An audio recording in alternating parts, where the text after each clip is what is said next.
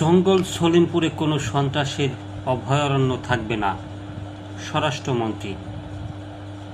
চট্টগ্রামের জঙ্গল সলিমপুরে কোনো সন্ত্রাসী বা অপরাধী চক্রকে আর আশ্রয় নিতে দেওয়া হবে না বলে কঠোর হুঁশিয়ারি দিয়েছেন স্বরাষ্ট্রমন্ত্রী ছালাউদ্দিন আহমেদ।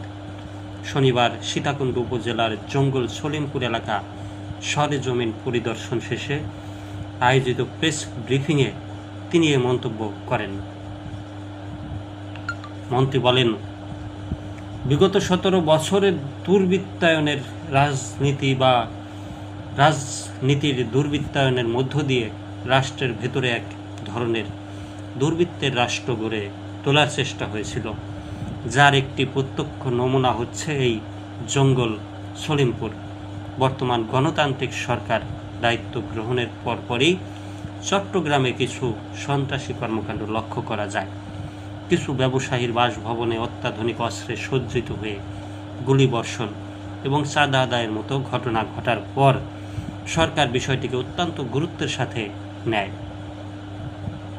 মন্ত্রী জানান, 9 মার্চ আইন শৃঙ্খলা রক্ষাকারী বাহিনীর সমন্বিত অভিযানে পরিস্থিতি নিয়ন্ত্রণে আনা হয়, তবে কিছু ক্ষেত্রে তথ্য ফাঁসের কারণে অভিযান পুরোপুরি সফল হয়নি বলে মন্তব্য করেন তিনি।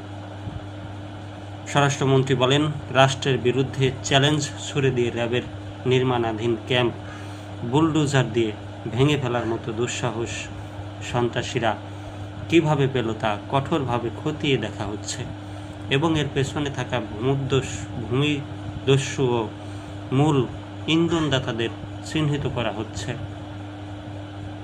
জঙ্গল সলিমপুরের স্থানীয় বাসিন্দাদের আশ্বস্ত করে স্বরাষ্ট্রমন্ত্রী বলেন, আমরা জনগণের সরকার, জনগণকে স্বস্তি ও নিরাপত্তা দেওয়া আমাদের মূল লক্ষ্য।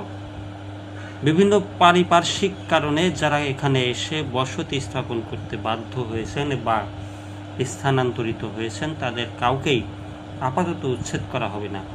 প্রকৃত বাসিন্দাদের টেকসই পুনর্বাসনের জন্য সরকার একটি সুনির্দিষ্ট পরিকল্পনা গ্রহণ করবে। উচ্ছেদ সংক্রান্ত কোনো অপপ্রচারে কান না দিয়ে স্থানীয় বাসিন্দাদের প্রশাসনের সাথে